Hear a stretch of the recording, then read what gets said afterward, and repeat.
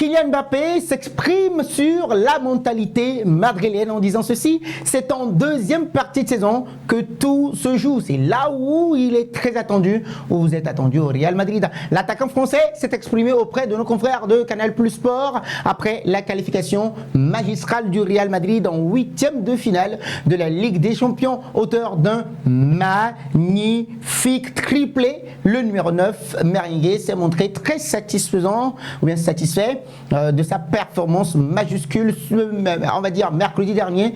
Et donc lui qui a inscrit ce triplé contre les Sky Blues, assurant d'ailleurs la qualification des siens pour le prochain tour en Ligue des Champions.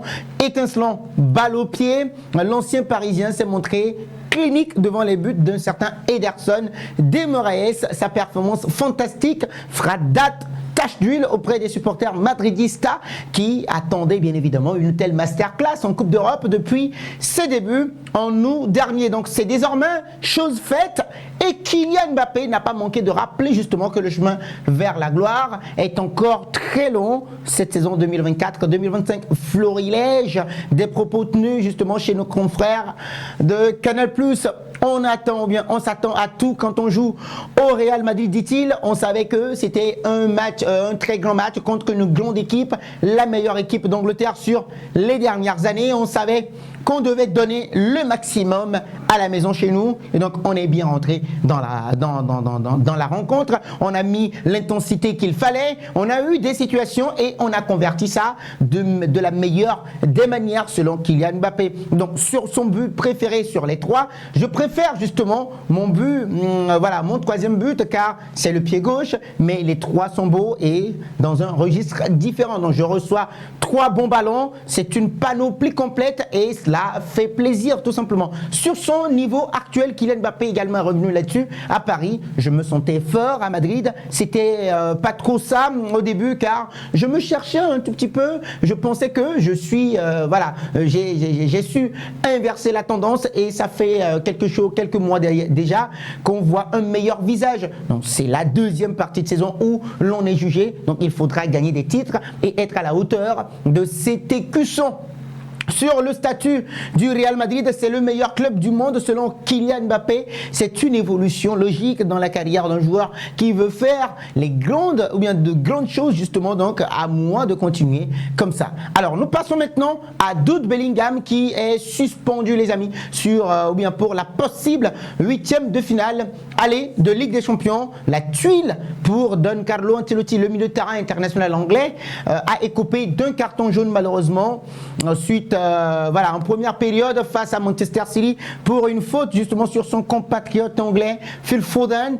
Il ne pourra pas disputer l'hypothétique huitième de finale aller de Ligue des Champions contre le Bayer Leverkusen ou bien l'Atlético de Madrid. Le tirage au sort ce sera vendredi prochain et l'anglais n'en est pas à son premier coup d'essai. Samedi dernier, rappelez-vous, il a été expulsé lors de la 24e journée de la Liga pour des propos inappropriés envers l'arbitre Munuera Montero. Nous passons à Don Carlo Ancelotti. C'est notre meilleur match de la saison, dit-il, après la victoire du Real Madrid de la Casablanca et la qualification de ses joueurs en huitième de finale. Don Carlo Ancelotti s'est avancé devant les journalistes quasiment une heure après cette qualification-là, le triomphe des siens. Justement, il s'agit du meilleur match du Real Madrid cette saison et il a bien clairement dit oui, je pense que nous avons conservé les bonnes choses que nous avions faites à l'aller. Oui, nous avons joué un match complet dans tous les aspects. L'équipe a été très bien travaillée, en tout cas l'équipe a très bien travaillé, je voulais dire, sans le ballon, et quand cela se produit, la qualité est très élevée et nous avons des occasions. Donc son adversaire préféré pour les huitièmes de finale, il s'est également prononcé là-dessus en disant que il nous a fallu 10 matchs pour atteindre les huitièmes de finale. Donc les adversaires, l'Atlético de Madrid ou peut-être le Bayer Leverkusen sont des adversaires que nous devons respecter. Donc oui, le match d'Aurélien Tchouaméni également est à souligner pour Don Carlo Ancelotti aujourd'hui. Tout le monde a fait son travail.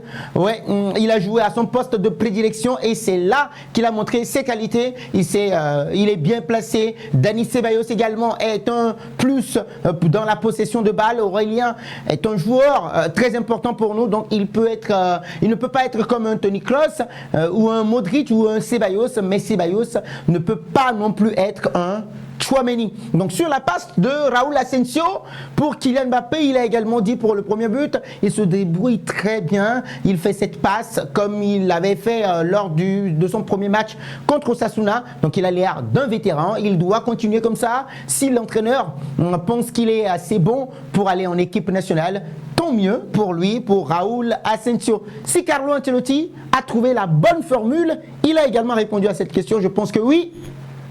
Nous sommes sur la bonne voie, nous pensons la même chose que beaucoup de gens, nous avons lutté pour la trouver et maintenant nous devons travailler pour être à ce niveau et si possible l'améliorer pour les futures échéances. Nous en venons maintenant et nous allons terminer avec Jude Bellingham qui l'a également dit, si nous continuons à jouer comme ça, on peut faire de grandes choses. Il a notamment salué la performance de son coéquipier Rodrigo Goes. Selon lui, son partenaire brésilien est probablement le joueur le plus talentueux de l'équipe. Un magnifique éloge quand même de la part de Jude Bellingham qui illustre aussi l'étendue de la palette technique, de la qualité de l'effectif madrilène sur le plan offensif. Et donc sur Rodrigo Goes, Jude Bellingham dit ceci, Rodrigo est tellement sous-coté. Pour moi, il est le joueur le plus talentueux et le plus doué de l'effectif. Sur Federico Valverde, en tant que latéral droit, vous nous direz également si vous êtes d'accord ou pas. Federico Valverde est extraordinaire, c'est un plaisir immense de jouer à côté de lui, tout simplement. Alors, qu'en est-il des adversaires du Real Madrid? Quels sont les adversaires, les potentiels adversaires du Real Madrid en huitième de finale? On en a parlé, soit l'Atlético de Madrid ou le Bayer Leverkusen, les amis. Vous choisissez entre les deux, lequel voulez-vous pour les huitièmes de finale? Vous nous en direz un peu plus, que ça soit l'aller ou le retour. Et donc, les autres tableaux également de la Ligue des Champions, les amis, vos réactions sont très attendues dans les commentaires.